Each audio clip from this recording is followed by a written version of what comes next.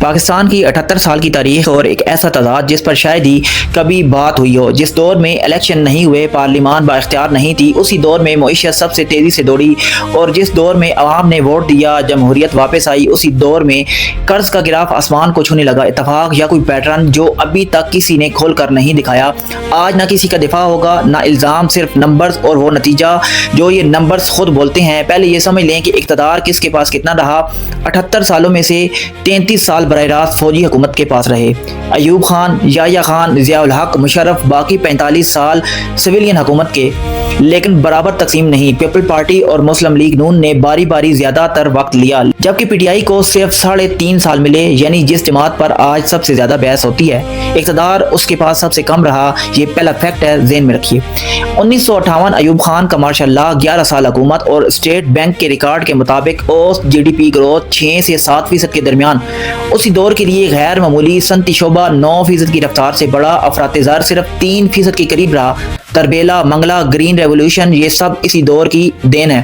لیکن یہاں ایک کنٹراڈکشن ہے، یہ ترقی آئین معطل رکھ کر سیاسی جماعتوں کو محدود کر کے آئی اور دولت مٹھی بھر صنعتکار خاندانوں تک سمٹ گئی۔ یہی عدم مساوات بعد میں سیاسی بغاوت کی بنیاد بنی۔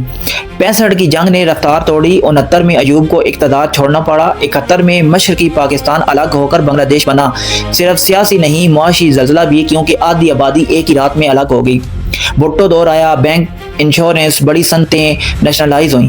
نتیجہ 60 کی دہائی کی 6.8% گروتھ 70 کی دہائی میں 4.8% پر آ گری۔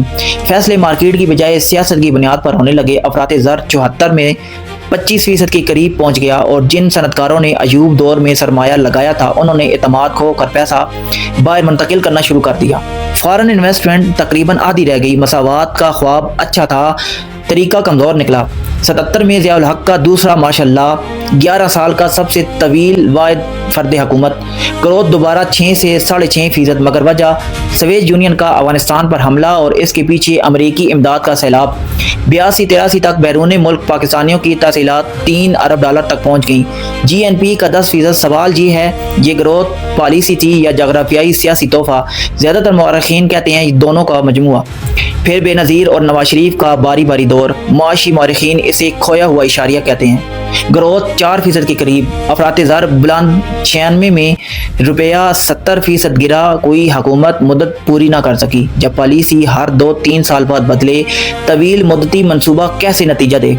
مشرف کا تیسرا فوجی دور، 2002 سے 2007 تک گروتھ 7% تک پہنچی۔ قرض جی ڈی پی کا تناسب 100% سے گر کر 55% پر آیا۔ زرعی مبادلہ کے ذخائر 1.2 ارب سے بڑھ کر 10.7 ارب ہوئے۔ 9/11 کے بعد اربوں ڈالر کی امداد آئی، مگر 2008 آتے آتے کہانی الٹ گئی۔ عالمی تیل کی قیمت دگنی، سبسڈیوں نے ذخائر پر دباؤ ڈالا۔ آخری سال گروتھ گر کر 1.7% رہ گئی۔ اب اس حصے کی طرف جو آج سب سے زیادہ زیر بحث ہے، قرض۔ 2008 میں پبلک ڈیٹ تقریباً 6.4 کھرب روپے تھا۔ پیپل پارٹی کی 5 سالوں میں یہ 15 کھرب تک پہنچا، 135% اضافہ۔ مسلم لیگ نون کے دور میں 2018 تک قرض 25 کھرب تک گیا۔ سی پیک جیسے منصوبے بھی شامل تھے، اور 2017 میں گروتھ 5.3% تک پہنچ گئی۔ اس دہائی کی بہترین کارکردگی۔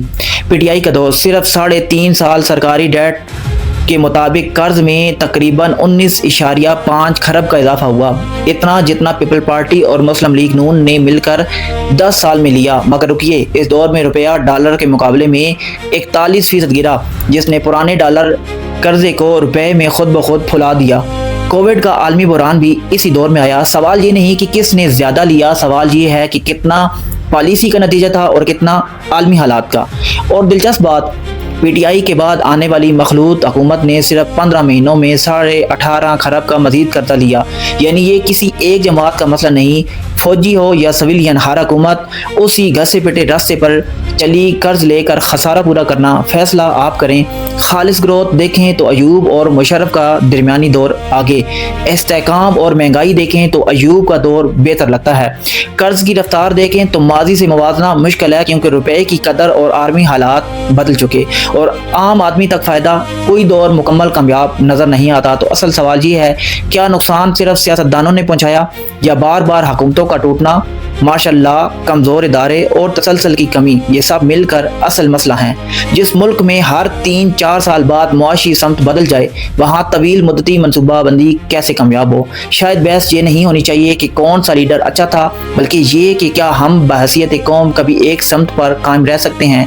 अगर ये वीडियो आपकी सोच को ज़रा भी चैलेंज कर पाई हो तो लाइक कीजिए और नीचे कमेंट्स में बताएं इन नंबर्स के बाद आप किस दौर के पाकिस्तान का सबसे बेहतर दौर समझते हैं, और क्यों। सब्सक्राइब रखिए क्योंकि अगली वीडियो में हम इसी डाटा को मज़ीद गहराई में खोलेंगे।